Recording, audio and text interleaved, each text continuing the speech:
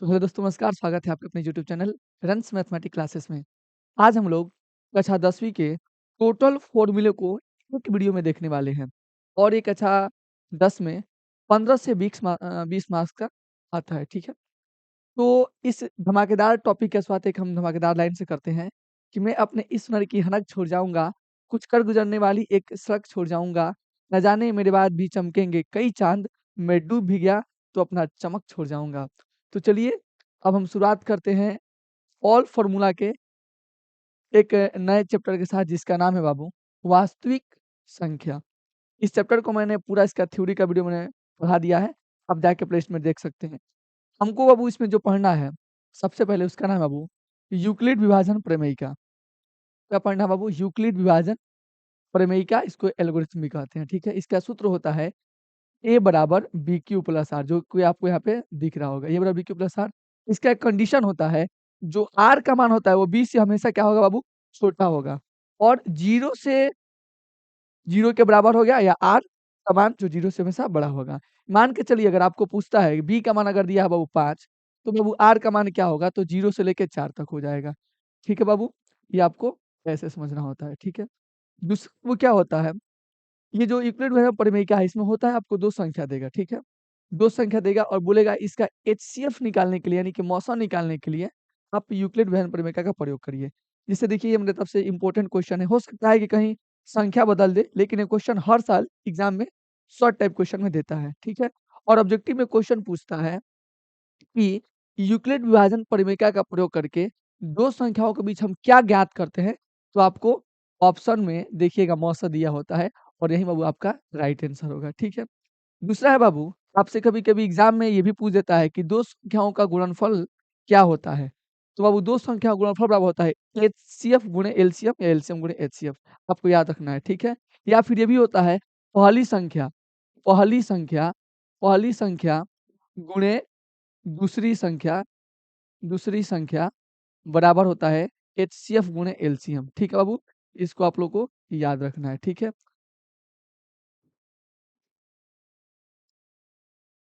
चलिए, अब बाबू हम चलते हैं अपने सेकंड चैप्टर जिसका नाम है बहुपद में, ठीक है बाबू? तो बहुपद को हम आपको अच्छे से एकदम समझाए हैं। तो बहुपद के बाबू प्रकार होते हैं। सबसे पहले बहुपद के जो पहला प्रकार होता है उसका नाम है बाबू रैखिक बहुपद, दूसरा है द्विघात बहुपद और तीसरा बाबू त्रिघात बहुपद। रैखिक बहुपद किसे कहते हैं?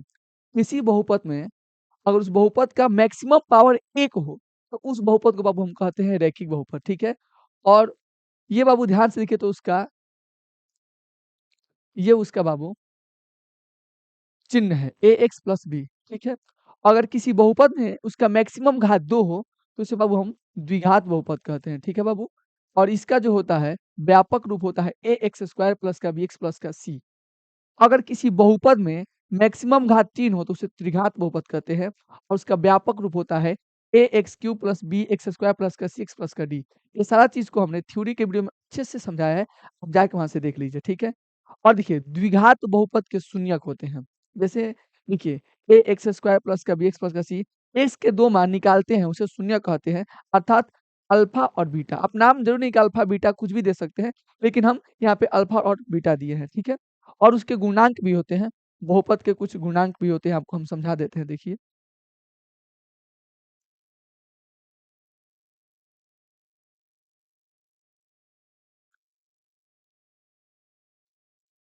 देखिए, इसके जो गुणांक होते हैं,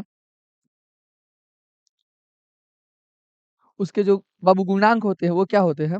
देखिए, गुणांक तथा शून्यकों के बीच कुछ संबंध होता है। जो सबसे पहला होता है बाबू, वो होता है शून्यकों का योग। शून्यकों का योग यानी शून्य का आपने किसे माना है? एक माना है बाबू आपने अल्फा को, एक माना है बाबू आपने अल्फा को और दूसरा माना है किसको बाबू? बीटा को। तो योग का मतलब होता है जोड़, यानी कि alpha plus beta. Alpha plus beta शून्यकों का योग हो गया और अल्फा प्लस बीटा बराबर होता है बाबू माइनस का बी बाई ए, ठीक है? ये आपको याद रखना है, ठीक है? माइनस का बी बाई ए। शून्यकों का गुणनफल यानी कि अल्फा इंटू बीटा बराबर क्या होता है? सी बाई ए। इसको भी अब आपको याद रखना है, इस पे सवाल शॉर्ट टाइप क्वेश्चन में आते हैं, ठीक है? ए और सी क्या है बाबू? वहाँ पे अचर पद होता है, ठीक है? इसको बाबू आपको याद रखना है। चलिए, यदि अल्फा प्लस बीटा और अल्फा इंटू बीटा का मान दिया हो, यानी शून्यकों का योग और शून्यकों का गुणनफल दिया हो, और आपसे बोलता है कि द्विघात बहुपद लिखिए, तो अब द्विघात बहुपद का सूत्र होता है एक्स स्क्वायर माइनस का अल्फा प्लस का बीटा एक्स और प्लस का अल्फा इंटू बीटा। कहीं आपको नहीं दिख रहा होगा, इसलिए इस बार एक बार फिर से हम इस फॉर्मूला को दोहरा दे रहे हैं, ठीक है। अब देखिए, द्विघात बहुपद से सवाल नहीं आता है, रिलेटेड द्विघात बहुपद तक ही पूछता है, लेकिन द्विघात बहुपद का महत्तम घात क्या होता है बाबू? 3 होना चाहिए, ठीक है। अब देखिए, उसमें भी शून्यकों के बीच संबंध होता है alpha plus beta plus gamma, उसका भी माइनस बी बाई ए होता है। शून्यकों का जो गुणनफल alpha plus beta plus gamma minus का बी बाई ये होता है, ठीक है। शून्यकों के गुणनफल का जो योग होता है alpha into beta plus beta into gamma plus gamma into alpha बराबर सी बाई ए होता है, ठीक है बाबू। इसको याद रखना है, सी बाई ए होता है, ठीक है। अब देखिए, जैसे हम आप लोगों को पहले पढ़ाए थे यूक्लिड विभाजन प्रमेय का, उसी तरह से इसमें एक पढ़ना होता है टॉपिक जिसका मैं विभाजन एल्गोरिथ्म, ठीक है। जैसे आपको बताया है ना बाबू, ए बराबर बी क्यू प्लस का आर, ठीक है। तो ये यूक्लिड विभाजन प्रमेय से हम लोग पढ़े थे लोग, और उसी में आपको पढ़ना है यहाँ पे विभाजन एल्गोरिथ्म, यानी जो आपका ए था उसमें इस वाले बहुपद में उसको पीएक्स कहा जाता है, जो बी था उसको जीएक्स कहा जाता है, जो बाबू आपका क्यू था उसको क्यूएक्स कहा जाता है, और जो आपका शेषफल आर था उसको यहाँ पे आरएक्स कहा जाता है, ठीक है। तो देखिए, इसमें बस थोड़ा-सा अंतर है कि उसमें पीएक्स जीएक्स कर दिया है, बाकी सेम कंडीशन है। वो विभाजन यूक्लिड में प्रमेयिका था और ये विभाजन एल्गोरिथम है, ठीक है बाबू। चलिए अब हम बाबू अपने नए चैप्टर को देख रहे हैं। जो हमारा नया चैप्टर है उसका बाबू नाम है आपका 2 चर वाले रैखिक समीकरण, ठीक है बाबू। 2 चर वाले रैखिक समीकरण, ठीक है बाबू। तो आपको हम इसको भी बहुत बढ़िया से आपको समझा दिए थे। जैसे इसमें क्या होता है, इक्वेशन होता है, और इक्वेशन में से बाबू आपको पहले ए, बी, सी का मान पता करना होता है, ठीक है? और मान पता करने के बाद आपको उनके बीच के रिलेशन को ढूँढना होता है, ठीक है? आपको हम बताए भी थे एकदम ध्यान से, अगर आप देखे होंगे तो। जैसे कि इसमें कंडीशन होता है A1 बट्टा A2 does not equal to B1 बट्टा B2।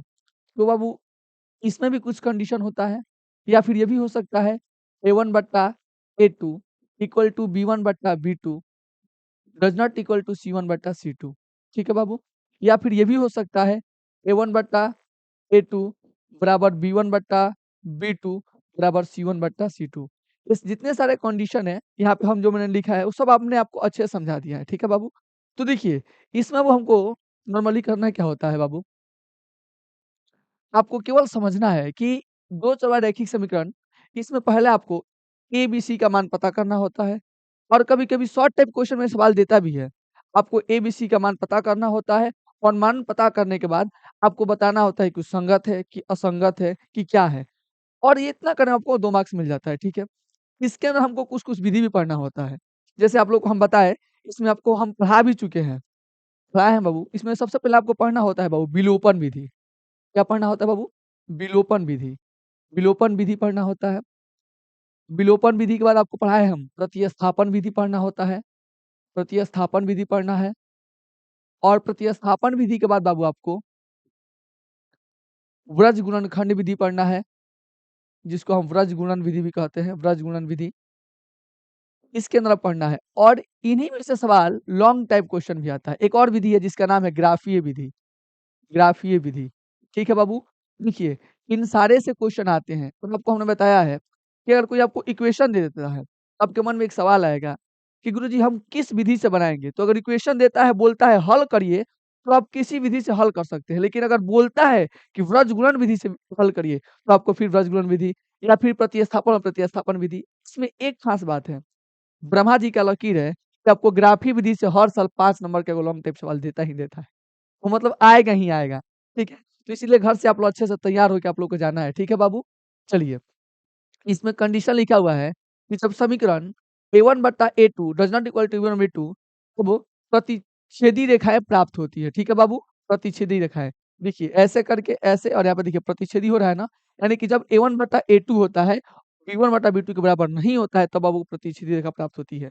दूसरा कंडीशन होता है कि A1 बट्टा A2 बराबर B1 B2, लेकिन C1 बटा C2 के बराबर नहीं होता है, तब आपको समानांतर रेखाएँ प्राप्त होती है। ऐसे समानांतर रेखाएँ प्राप्त होती है। ठीक है बाबू, और इसे असंगत युग्म भी कहते हैं, ठीक है बाबू? इसको ध्यान रखना है।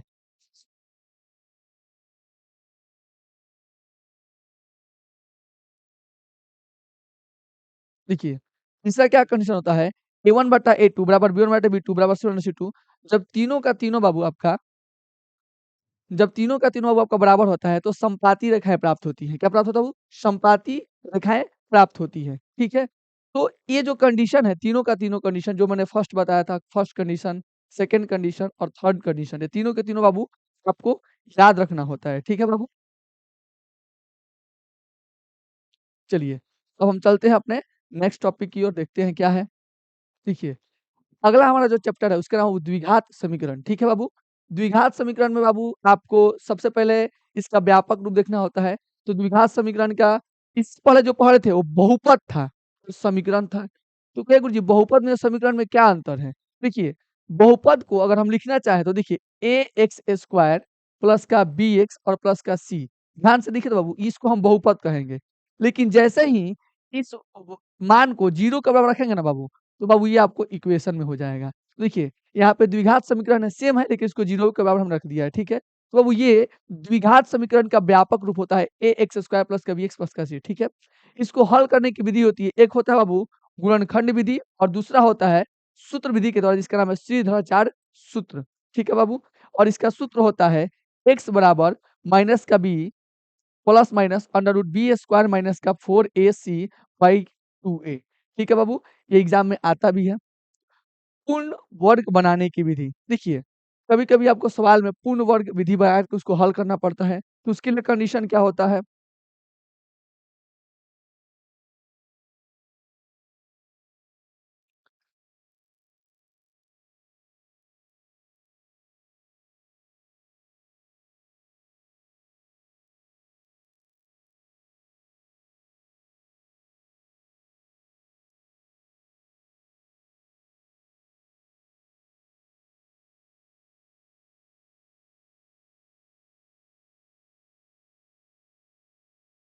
वीडियो काफ़ी लॉन्ग हो रहा है बाबू लोग, क्षमा चाहते हैं, क्या करिएगा? थोड़ा-सा नया-नया हम भी सीख रहे हैं अभी। देखिए, तो मूलों की प्रकृति हमको पूर्ण वर्ग में पहले मूलों की हमको प्रकृति देखनी होती है, ठीक है?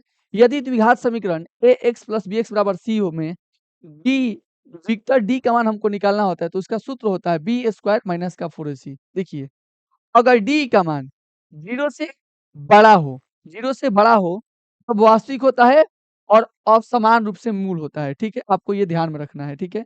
यदि d का मान 0 के बराबर होता है, तो मूल जो होता है वास्तविक तथा बराबर होता है, ठीक है? अब इसको याद रखना है। और d का मान अगर 0 से कम होगा यानी कि माइनस में होगा, तो काल्पनिक होता है, ठीक है? असमान रूप से मूल होता है। इन कंडीशन को बाबू आपको क्या रखना है? याद रखना है, ठीक है बाबू? इसमें हमको बस इतना ही टॉपिक्स को पढ़ना था, कुछ ज़्यादा टॉपिक्स नहीं है बाबू, ठीक है? आप आसानी से इसको 1 बार 2 बार देखिए, समझ में आ जाएगा, ठीक है? आइए थोड़ा अपने अगले टॉपिक को देखते हैं।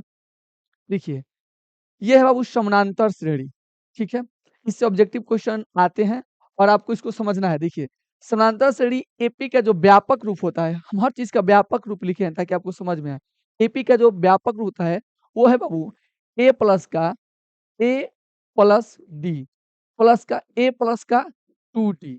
ध्यान से देखिए तो बाबू एक ही कतार में चल रहा है, एक लगातार कतार में चल रहा है। यानी कि समान रूप में ये आगे बढ़ रहा है, ठीक है? तो इसको हम बाबू कहते हैं समानांतर श्रेणी। क्या कहते हैं बाबू? समानांतर श्रेणी। अब देखिए, समानांतर श्रेणी का nवां पद क्वेश्चन में बोलता है इसका nवां पद निकालिए।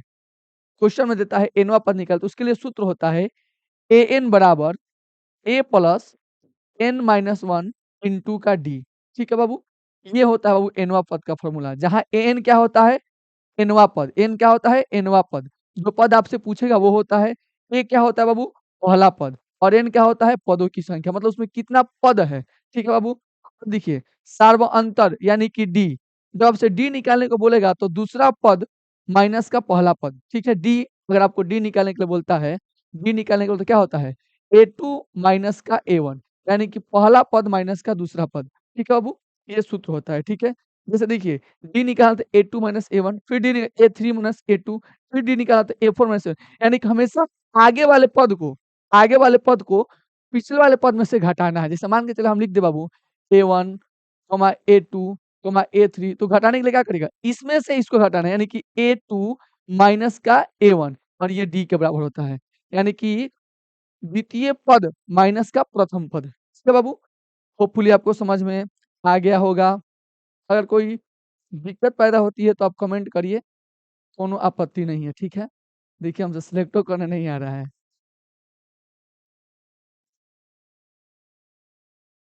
देखिए, त्रिभुज, देखिए त्रिभुज अपने आप में ही बहुत विशाल चैप्टर है। हम बहुत सारे वन शॉट वीडियो देखे हैं जिसमें त्रिभुज चैप्टर को नहीं कंबाइन नहीं उसमें जोड़ा नहीं गया, त्रिभुज चैप्टर को छोड़ दिया गया है।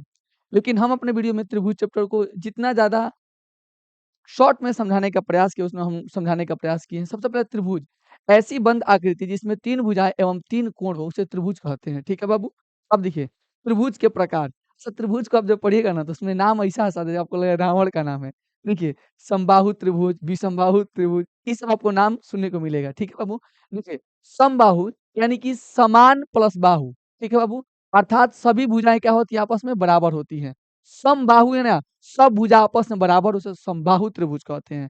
ठीक है बाबू? जैसे मान के चलिए आपको ये त्रिभुज दिख रहा है बाबू, देखिए तो ए, बी, सी, ए है, ये बाबू आपका बी है, ये आपका सी है। तो ये 5 सेंटीमीटर है, तो ये भी 5 सेंटीमीटर होगा और ये भी 5 सेंटीमीटर। यानी जितना ये है, जितना ए है, उतना ए है। यानी जितना एबी का मान है, उतना बीसी का मान है, उतना ही एसी का मान है। यानी इसमें तीनों का तीनों भुजा आपस में बराबर है, यानी कि तीनों का तीनों जो भुजा है, वो समान है, उसे हम कहते हैं समबाहु त्रिभुज। सभी कोण भी बराबर होते हैं, यानी कि जितना एंगल ए होगा, उतना एंगल बी होगा, उतना ही एंगल सी होगा और तीनों का तीनों 60 डिग्री है तो 60 ही पे रहेगा। ये बात आपको समझ में आ गया होगा। समद्विबाहु, समद्विबाहु नाम से इसमें समद्वि मतलब उसका 2 भुजा आपस में क्या होगा? समान होगा। ठीक है? समद्विबाहु जिसमें त्रिभुज में 2 भुजाएँ क्या होती हैं? समान होगी। मतलब 2 भुजा बराबर होगा और 1 भुजा बराबर नहीं होगा। उसे क्या कहते हैं? समद्विबाहु त्रिभुज। ठीक है? चलिए, अब थोड़ा-सा हम अगले टॉपिक्स को देखते हैं। देखिए, विषमबाहु त्रिभुज, देखिए सबसे पहले हमने जो पढ़ा बाबू, वो था समबाहु, जिसमें सब भुजा बराबर था। दूसरा हमने पढ़ा समद्विबाहु, उसमें 2 गो भुजा बराबर था, 1 गो बराबर भुजा नहीं था। और तीसरा जो पढ़ा सब विषमबाहु त्रिभुज, इसमें कोनो भुजा बराबर नहीं होगा। एगो कुछ होगा, दूसरा कुछ होगा, तीसरा कुछ होगा। देखिए तो, इसमें एबी का मान ध्यान से तो 3 सेंटीमीटर आपको दिया हुआ है। एसी का मान बाबू आपका 5 सेंटीमीटर दिया हुआ है और बीसी का मान बाबू आपका 4 सेंटीमीटर दिया हुआ है। देखिए हो गया ना लोचा? विषम बाहु में तीनों का तीनों जो भुजा होगा अलग होगा। ठीक है बाबू? अब देखिए, इसमें आपको एक और चीज़ पढ़ना होता है, इसमें सबसे पहले पढ़ना होता है आपको समरूपता। ठीक है बाबू? समरूपता और दूसरा होता है सर्वागाम क्षमता, ठीक है? समता। इसको इसमें देखिए अंतर भी आपको लिख दिया है, संगत कोण बराबर संगत भुजाएँ अनुपातिक होता है, ठीक है? इसमें क्या होता है, जब कोई 2 आकृतियों में सभी भुजाओं एवं कोण समान होते हैं, ठीक है? आपको इसमें डायग्राम के माध्यम से समझा दिया गया है, ठीक है बाबू? देखिए ध्यान से। इसका अगर आप लोग पीडीएफ लेना चाहते हैं तो डिस्क्रिप्शन में आपको टेलीग्राम पे ये सब पीडीएफ को मिल जाएगा, आप वहाँ से उसको उसको डाउनलोड कर सकते हैं, ठीक है बाबू? चलिए, देखते हैं अगले टॉपिक को। देखिए, ये बहुत इम्पोर्टेंट है। इसको आप थोड़ा-सा ध्यान से देखिए, ये बहुत ही इम्पोर्टेंट है। थेल्स प्रमेय, क्या है बाबू ये? थेल्स प्रमेय। देखिए, इसमें थेल्स प्रमेय क्या कहता है कि थेल्स प्रमेय कहता है बाबू, थेल्स प्रमेय कहता है कि यदि किसी त्रिभुज की एक भुजा के समानांतर अन्य 2 भुजा को भिन्न-भिन्न बिंदुओं पर प्रतिच्छेद करने के लिए एक रेखा खींची जाए, तो ये अन्य 2 भुजाओं को एक ही अनुपात में विभाजित करती है। ठीक है बाबू? जैसे मान के चलिए कोई त्रिभुज है, ठीक है बाबू? ये त्रिभुज है और त्रिभुज के किसी 2 बिंदुओं पर अलग-अलग बिंदु पर प्रतिच्छेद किया जाए, तो उन दोनों को जब बाँटेगी ना भिन्न-भिन्न बिंदु बाँटेगी ना, तो एक ही अनुपात में से क्या करती है, विभाजित करती है, ये आपको थेल्स प्रमेय कहता है। ठीक है बाबू? ये देखिए एडी बट्टा बीडी हो जाएगा बराबर एई बट्टा का ईसी हो जाएगा। ठीक है बाबू? ये थेल्स प्रमेय आपको कहता है। ये सब हम फ़ॉर्मूला को रिवीज़न कराएँ ये सोच के कि आप जितने टॉपिक्स को पढ़े होंगे, वो अच्छे से कवर हो जाएगा। ठीक है बाबू? देखिए चलिए अब अपने अगले टॉपिक को देखते हैं। निर्देशांक ज्यामिति, अगला जो हमारा टॉपिक है उसका नाम है बाबू निर्देशांक ज्यामिति। इससे शॉर्ट टाइप क्वेश्चन भी आते हैं और ऑब्जेक्टिव क्वेश्चन भी आता है। सबसे पहले इसमें जो पढ़ना होता है उसका नाम है बाबू दूरी सूत्र यानी कि डिस्टेंस फार्मूला। तो डिस्टेंस फार्मूला क्या होता है? अंडर रूट x2 माइनस का x1 का whole square plus y2 minus y1 का होल स्क्वायर, ठीक है? अब दूसरा होता है बाबू विभाजन सूत्र। ठीक है बाबू? विभाजन सूत्र क्या होता है? x बराबर m1 x2 plus m2 x1 बटा m1 प्लस का m2। ये आपको याद रखना होता है। इस पे बाबू ऑब्जेक्टिव भी सवाल आता है और सब्जेक्टिव क्वेश्चन भी शॉर्ट टाइप में पूछ देता है। देखिए ये x का मान पूछा तो ऐसे, y का मान पूछा तो वैसे ही। ठीक है, जहाँ पे x पूछेगा वहाँ पे y पुट कर देंगे और जहाँ पे y पूछा वहाँ पे x पुट कर दिए हैं। ठीक है बाबू? चलिए, तो अब आगे देख लेते हैं। इसका नाम है वो ट्रिगोनोमेट्री। किसी-किसी बच्चा को ये बहुत ही ज़्यादा समझ में भी आता है और किन्हीं-किसी को ये समझ में भी नहीं आता है। ट्रिगोनोमेट्री अपने आप में विशाल है। ठीक है बाबू? ट्रिगोनोमेट्री। ठीक है, ट्रिगोनोमेट्री होता है ना बाबू, इसको अगर हम पढ़ाएँगे बेसिक से अभी बताएँगे तो फिर ज़्यादा वीडियो लॉन्ग होगा। इसलिए आपको बता दें, 3 कोणों के माप को ही ट्रिगोनोमेट्री कहते हैं। ठीक है बाबू? सबसे पहले बाबू इसमें हम एक ही त्रिभुज के बारे में पढ़ते हैं जिसका नाम होता है बाबू समकोण त्रिभुज। क्या नाम होता है बाबू? समकोण त्रिभुज। इसमें हम एक त्रिभुज के बारे में पढ़ते हैं जिसका नाम होता है बाबू समकोण त्रिभुज। ठीक है? इसमें हम टोटली समकोण त्रिभुज के बारे में ही पढ़ते हैं। जो समकोण त्रिभुज होता है, ठीक है? इसमें ध्यान से देखी जाए, देखिए, ये मान के चलिए एक समकोण त्रिभुज हो गया। ठीक है बाबू? ठीक है बाबू? तो देखिए, इसमें ये होता है बाबू आपका H, ठीक है बाबू? ये होता है आपका P और ये होता है बाबू आपका B। ठीक है बाबू? इसको ध्यान रखना है। देखिए, मान के चलिए हम यहाँ से ऐसे एगो त्रिभुज बना दिए और इधर एंगल का मान दे दिए। तो इसमें पूछेंगे बताइए P कौन है, B कौन है, H कौन है? H का मान कभी नहीं बदलता है। जो धुललका होगा उसको पकड़ लेना है कि H है। वाह! कि देखो, पी से होता है प्यार और प्यार किधर होगा? जिधर आप देखिएगा, ध्यान से देखिए तो ये इधर दिख रहा है क्या? इधर दिख रहा है तो ई बाबू आपका हो गया पी। जिधर देखिएगा उधरे आपको प्यार होगा, माने पी से प्यार, पी हो गया। ये एच हो गया, ये पी हो गया तो बचा जोन क्या हो गया? वो बाबू आपका हो जाएगा, वो आपका क्या हो जाएगा? वो आपका हो जाएगा बी। क्या हो जाएगा बाबू आपका? वो हो जाएगा बी।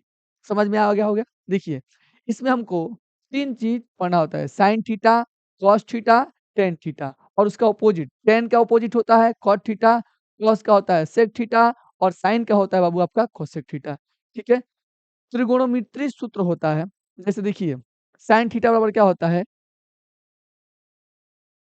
P/H, ठीक है? कॉस थीटा बराबर होता है B/H और टेन थीटा बराबर होता है P/B।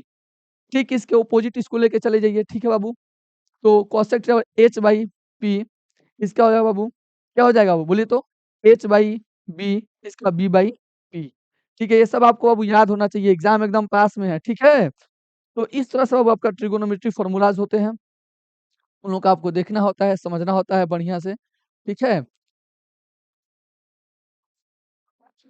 मेहनत करिए लोग घर पे, एकदम सोना नहीं है जब तक एग्ज़ाम का धज्जियाँ ना उड़ जाए।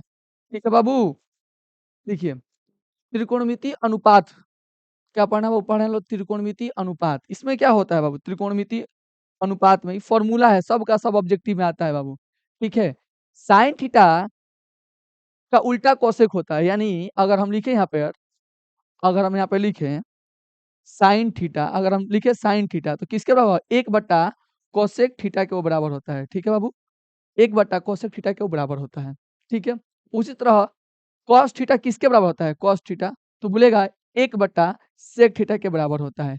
इसी तरह से बाबू टेन थीटा किसके बराबर होता है? 1 बटा कॉट थीटा के और कॉसेक थीटा किसके बराबर होगा? चूँकि ये साइन का उल्टा है इसलिए 1 बटा का साइन थीटा और इस तरह से त्रिकोणमितीय अनुपात होता है, ठीक है? इसमें एक हमको कोण पढ़ना जिसका नाम है पूरक कोण, यानी कि angle A plus angle B बराबर 90 है तो उसे हम कहते हैं बाबू पूरक कोण। ठीक है बाबू? क्या कहते हैं? पूरक कोण। अब देखिए, इसमें आप लोग अगर पढ़े होंगे लोग क्वाड्रेंट तो आपको याद होगा, ठीक है? देखिए, आप लोग अगर पढ़े होंगे तो आप लोग को याद होगा, एक बार फिर से हम बता देते हैं। अगर आप लोग क्वाड्रेंट पढ़े होंगे तो आप लोग को याद होगा। देखिए, ध्यान से देखिए तो, क्या आपको याद है? देखिए तो बाबू, ये 0 है, ये 90 है, ये 180 है, ये 270 है और ये 360 हो जाता है पूरा, ठीक है? आप बाँस रखिएगा, हवा आएगा तो जो बाँस खड़ा है वही ना हिलेगा।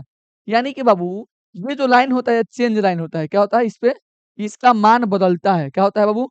बदलता है, क्या होता है बाबू? बदलता है और इसपे मान नहीं बदलता है, क्या होता है? नहीं बदलता है, नहीं बदलता है। तो इस तरह से हम लोग को उसको समझना होता है।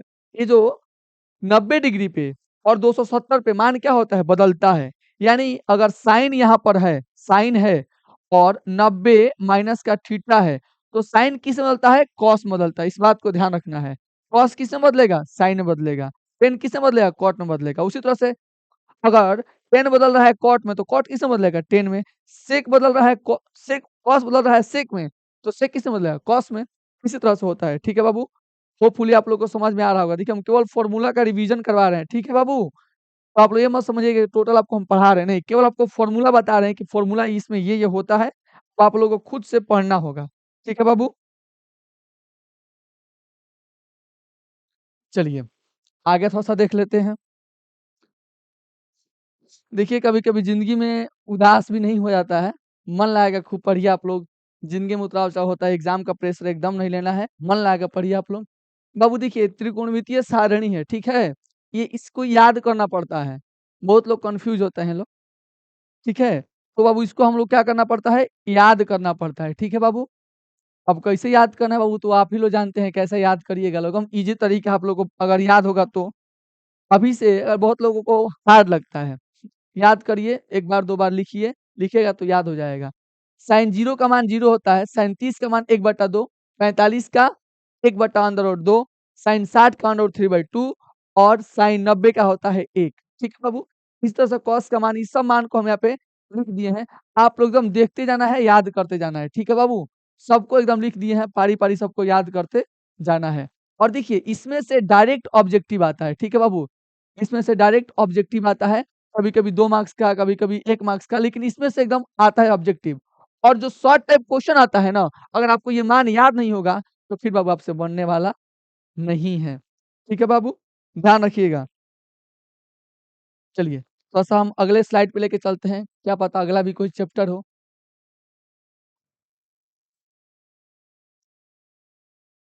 देखिए, ये भी त्रिकोणमिति का ही है, त्रिकोणमिति सूत्र। जैसे मान के चलिए कभी-कभी आपसे पूछता है, कभी-कभी आपको बाबू एच निकालने को देता है, कभी आपको पी निकालने को देता है, कभी आपको बी निकालने को देता है। ठीक है बाबू? तो अगर एच निकालने को देगा, ठीक है? एच निकालो तो एच स्क्वायर होता है पी स्क्वायर प्लस का बी स्क्वायर। ठीक है बाबू? अगर पी निकालने को देगा, तो पी स्क्वायर होता है एच स्क्वायर माइनस का बी स्क्वायर।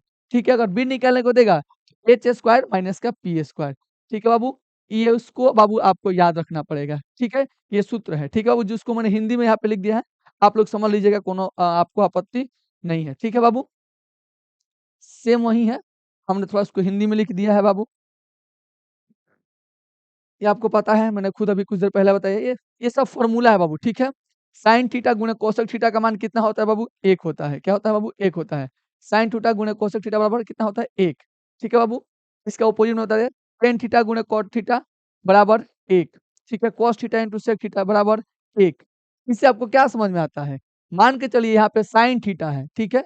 और साइन थीटा का अपोज़िट क्या होता है? कोसेक थीटा, यानी कि कोसेक थीटा। कोसेक थीटा बराबर कितना हो रहा है? 1। उसी तरह से कॉस थीटा और कॉस का उल्टा क्या होता है? बोलिए तो बाबू? Sec theta. बहुत बढ़िया। तो सेक थीटा दोनों का आपस में गुणा किया कितना होगा? 1। ठीक है। टेन थीटा गुणे टेन का उल्टा कॉट थीटा बराबर कितना होगा बाबू? 1। इसी तरह से बाबू ये सब बनता है। ठीक है? आपको समझ में आ रहा होगा। ठीक है? चलिए, तो इस सब को बाबू याद रखना है आपको। अब ये क्या याद रखना है? एकदम आप लोग के दिमाग में चल रहा होगा एकदम। एग्ज़ाम में हम केवल रिवाइज़ करवा रहे हैं आप लोगों को, पूरा देख लेना है, एकदम धुआँ कर देना जाके एग्ज़ाम में।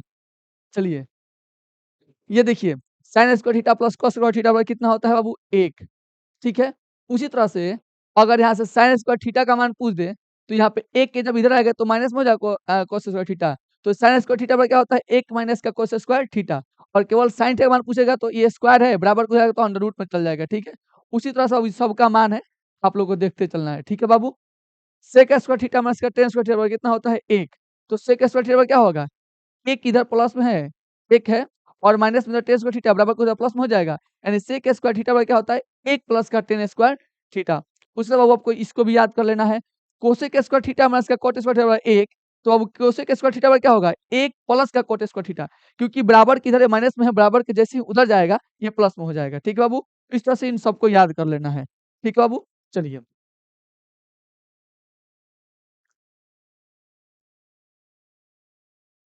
अब देखिए बाबू, आपको ये हम फिर से समझा चुके हैं, टोटल का टोटल समझा चुके हैं, पूरा कोड और ये सब हम आपको फिर से बता चुके हैं, जस्ट ये आया था। ये बाबू आपका वृत्त है, चैप्टर नंबर 9 वृत्त। इसे सब टाइप क्वेश्चन भी आता है, ऑब्जेक्टिव भी आता है। वृत्त का क्षेत्रफल का सूत्र होता है वो पाई आर स्क्वायर। क्या होता है वो? पाई आर स्क्वायर। वृत्त की परिधि या परिमाप क्या होता है बाबू? 2 पाई आर। क्या होता है? 2 पाई आर। देखिए, वृत्त के त्रिज्या खंड का क्षेत्रफल होता है थीटा बटा 360 गुणे पाई आर स्क्वायर। ठीक है। वृत्त की चाप की लंबाई क्या होता है? थीटा बटा 360 गुणे 2 पाई आर। ठीक है बाबू, ये सब हमने पहले से ही लिख दिया है। अर्धवृत्त का क्षेत्रफल क्या होता है? 1/2 पाई आर स्क्वायर। अर्धवृत्त की परिधि क्या होता है बाबू? पाई आर प्लस का 2 आर। और अर्धवृत्त का परिमाप क्या होता है? पाई आर। क्या होता है बाबू? पाई आर। तो अब ये सबको आपको याद करना है, बार बार रिवीजन करना है, फॉर्मूला एकदम सब पढ़िए के जाना है, क्योंकि ऑब्जेक्टिव क्वेश्चन फॉर्मूला से आता है, क्योंकि उसको पता है कि फॉर्मूला बच्चों को याद नहीं होता है। तो आप लोगों को पूरा फॉर्मूला, अभी पे आपके पास टाइम है, फॉर्मूला पर थोड़ा सा आप लोग कमांड बनाइए, रिवीजन करते रहिए, ताकि आप लोग को एग्जाम में इससे हेल्प मिल सके।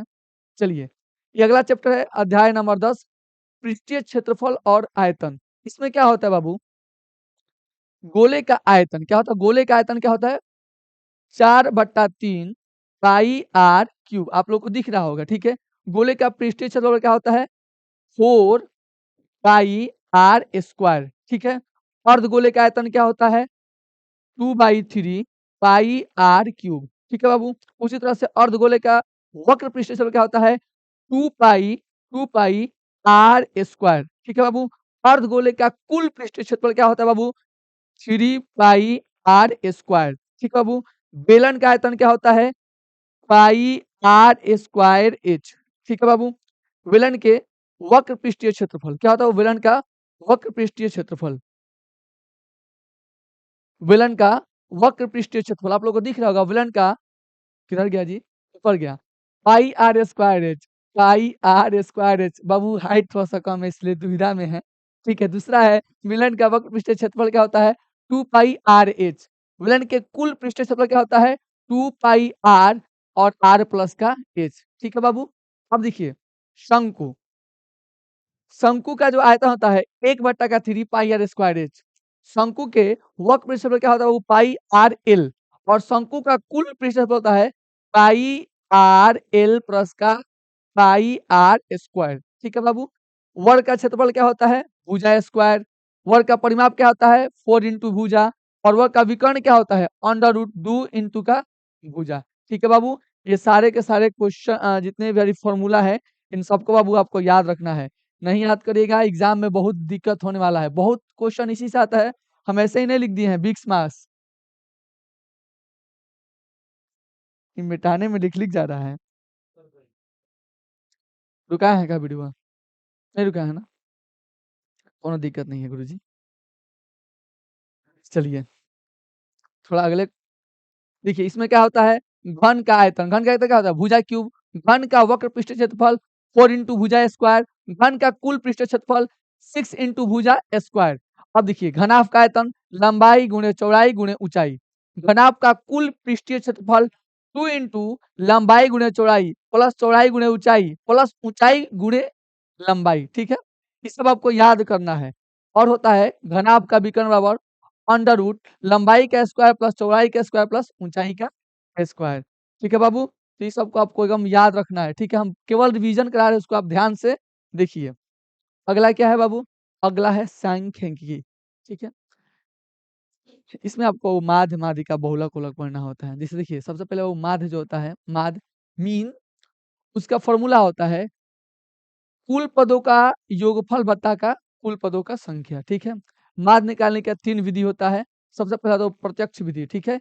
यानी कि ई एफ आई एक्स आई बटा का ई एफ आई। ठीक है वो एक्स मीन। ठीक है। इसको बार एक्स के ऊपर बार लगा होता है, उसको उससे हमको माध्य को उससे सूचित करते हैं। ठीक है। वेयर एफ आई जो होता है बराबरता होता है। मुझे केवल क्लियर दिख रहा है ना उसमें?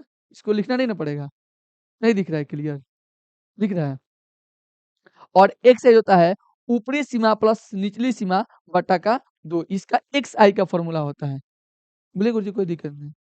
देखिए, दूसरा होता है वो कल्पित माध्य। क्या होता है बाबू? कल्पित माध्य। ध्यान से देखिएगा। कल्पित माध्य। दूसरा जो बाबू विधि होता है आपका क्या होता है? कल्पित माध्य। क्या होता है बाबू? दूसरा जो बाबू विधि होता है उसका नाम होता है बाबू कल्पित माध्य। तो आपको पहले ही हम बता दिए उसका फ़ॉर्मूला क्या होता है? A प्लस का EFXI बटा का EFI। ठीक है बाबू? इसको बाबू आपको याद रखना है। वेयर A क्या है बाबू? कल्पित माध्य है। DI क्या है बाबू? X माइनस का A है और FI आपको फिर से बता दे रहे हैं बारंबारता है। ठीक है बाबू? ये आपको समझना है। ठीक है बाबू? इस तरह से हम आगे आपको बताते हैं।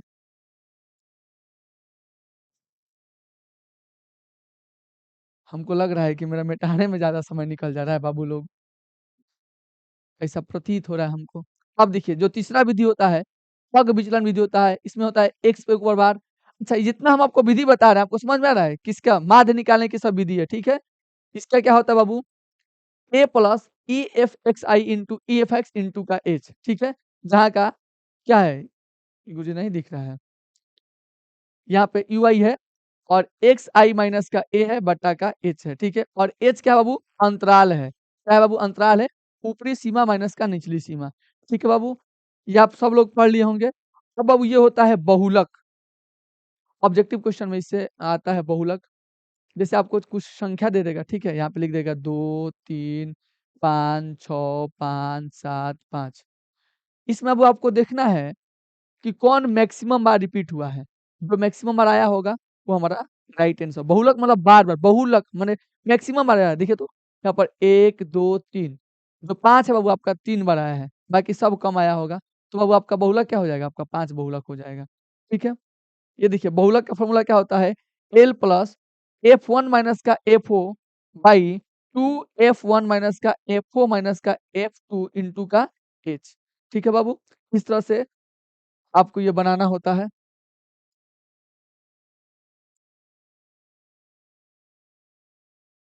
अगला है बाबू प्रायिकता। ठीक है बाबू? क्या है बाबू?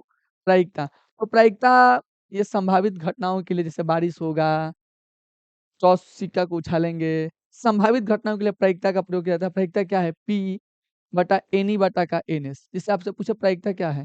तो जो उसके ऊपर घटना घटित होने वाली है, जैसे मान के चलिए एक सिक्का है, सिक्का के कितने पहलू हो सकते हैं? 2 पहलू, या तो हेड होगा या तो टेल होगा। ठीक है बाबू? तो जो आप बोले हैं जो बोले हैं, यानी कि जो उसमें संभावित घटना है, ठीक है? संभावित घटना बटा कुल घटना, ठीक है बाबू? जैसे देखिए यहाँ पे लिखिए एनी क्या है? अनुकूल परिणामों की संख्या बटा कुल परिणामों की संख्या है। हम बोले कि सिक्का उछाल दिए, हेड आने की क्या प्रायिकता है? तो हेड उसमें क्या होगा? एगो सिक्का में कितना बार हेड एगो होगा, एगो। अब टोटल कितना संभव है? 1/2 ये एगो सिक्का का हो जाएगा। ठीक है बाबू? अगर हम बोले कि एक पासे को फेंका जाता है, उसमें छक्का आने का प्रायिकता, तो बाबू कितना होगा? देखिए तो बाबू 6 है और उसमें टोटल संख्या कितनी है? टोटल 6 है। ठीक है बाबू? तो ये देखिए यहाँ पे बाबू माफ़ी चाहते हैं, यहाँ पे 1 होगा क्योंकि 6 इसमें कितना है? 1 ही ना है। 6 इसमें कितना है? 1 ही ना है। तो देखिए यहाँ पे क्या होगा? 1/, का हो जाएगा 6। 1/, कितना हो जाएगा बाबू? 6। देखिए क्योंकि क्या बन गया। चलिए आपको एगो और बात बता देते हैं, ठीक है? देखिए, जो प्रायिकता का मान होता है ना बाबू, 0 से लेके 1 के बीच होता है। कभी भी आप अगर प्रायिकता का मान आएगा तो वो 0 से लेके 1 के बीच में आएगा। 1 से ना ज़्यादा होगा, ना 0 से कम होगा, यानी कि माइनस में उसका वैल्यू नहीं आना चाहिए। ऑब्जेक्टिव में बहुत बड़े क्वेश्चन देता है। ठीक है बाबू? देखिए, पीई पीई और प्लस का पीई नॉट बराबर कितना होता है? 1 होता है। यानी कि प्रायिकता होने की और प्रायिकता नहीं होने का जो योगफल होता है कितना होता है? 1 होता है। ठीक है बाबू? इसको आपको याद रखना है।